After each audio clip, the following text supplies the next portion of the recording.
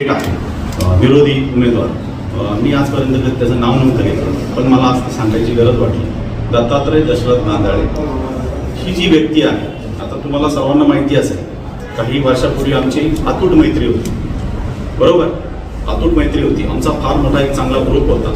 माझ्या ग्रुपमध्ये म्हणजे आमच्या ग्रुपमध्ये संतोष गावडे असेल, मी असेल, दत्तात्रय गांधाळे असेल, किंवा आपला सुशांत जाधव असेल, सागर गांधाळे असेल, शिवाजी राजगुरू असेल, सुनील पानखेले असेल, कैलास काळे असेल, ही सगळी मंडळी आदरणीय दादांचं काम प्रामाणिकपणे करत होती. किचन कॅबिनेट म्हणून आम्हाला ओळखलं जायचं. कुठलेही प्लॅनिंग करायचे असतील, कुठल्याही निवडणुका असतील किंवा अन्य काही कार्यक्रम असतील, याचं व्यवस्थित प्लॅनिंग करून आम्ही दादांचं प्रामाणिकपणे काम करत होतो. पण नंतरच्या काही काळांमध्ये म्हणजे सर्वात जवळ संतोष होता गावडे, परंतु संतोष गावडेला बाजूला करण्याचं काम या दत्तात्रय गांधाळेंनी केलं. दादांपासून बाजूला न्यायचं काम या दत्तात्रय गांधाळेंनी केलं. तर दत्तात्रय गांधाळेंची राजकीय महत्त्वाकांक्षा नंतर एवढी वाढली, ज्या दादांनी त्याला सगळं काही दिलं, स्वतःच्या ताटात जीव घातला.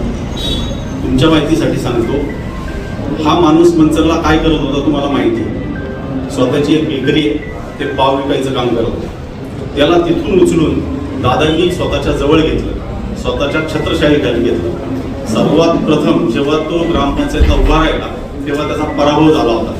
तुम्हाला कदाचित ते माहिती नसेल, पण मी सांगतो, पराभव झाला होता. त्यानंतरची पुन्हा एकदा निवडणूक लागली.